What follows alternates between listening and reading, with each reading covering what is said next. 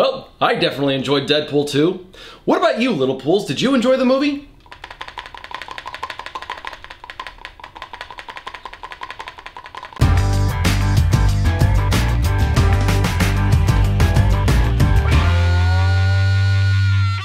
So this weekend we got treated to the sequel of the surprisingly big hit Deadpool, and it is just as good as the first one. The jokes were definitely on point. The studio actually gave them a budget this time, so the action is much bigger with much more special effects. Definitely shows. And we get a number of new members to the cast, such as Peter, who you've no doubt seen in the trailers. And I won't tell you what it is here, but about halfway through the movie, you find out what his secret power is, and oh boy, you're not ready for that.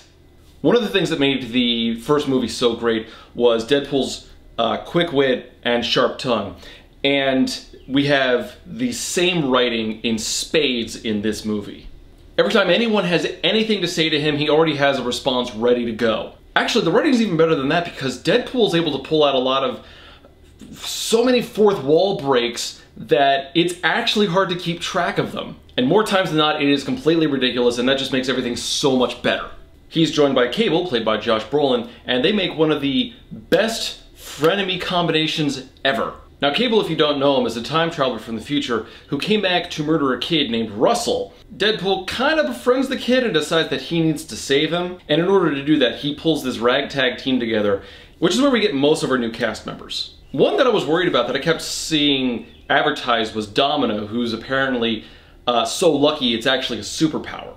And I was kind of worried about how the movie was going to handle that, because how do you adequately challenge a character who's constantly lucky? The movie actually does a pretty good job keeping her on her toes most of the time. I mean, it typically uses her for comedic effect, but it's effective in doing that. And while I'm not as familiar with Cable as I am Deadpool, I think Brolin does a fantastic job playing him because it comes off as this very gruff, very angry, very solitary character. He makes for a very entertaining foil for Deadpool, Deadpool being one of the only people that Cable can't actually kill, though not for lack of trying. We do see some old returns. Colossus is back. He actually, I think he got more screen time in this movie than he did the first one. We also see the return of Negasonic Teenage Warhead from the first movie, but her performance seemed a little more tacked on, like the studio was just going along with it because of contractual obligation. It's not bad by any stretch. She does have a few fun moments, most of which is spent sniping at Deadpool. We also see the return of Blind Al. TJ Miller is playing himself again, and fan favorite Dopinder. Dopinder wants to have a little more to do with the storyline this time, and they do give him that somewhat. But he's still as goofy as he was in the first one. If you liked him in the first, you'll love him in the second. Now, while I thought the plot in the first movie was a little more meandering, kind of jumping from event to event, kind of sporadically, not necessarily in a sequential order, which is fine, it actually works, I thought that the sequel was a little more straightforward. The plot follows a much more linear series of events, though it does jump around a little bit, mostly at the beginning.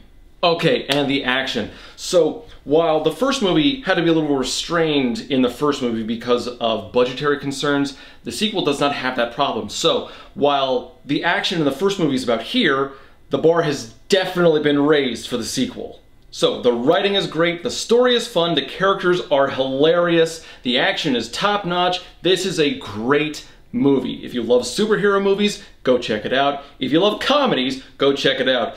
If you're just kind of a weird sadist guy and you enjoy Deadpool, go check it out. Just remember, there are 2 mid-credit scenes. They alone are worth the price of admission. I almost fell out of my chair laughing from them. There's also one thing at the end. It's not like an end credit scene, but you should stick around for the very end of the credits. Trust me on this. I mean, holy shit balls. And I'm calling it now. The only way they can top this at this point, as far as I care, the third movie has to have Spider-Man. Somehow. I mean, come on. Spider-Man and Deadpool. How do you top that?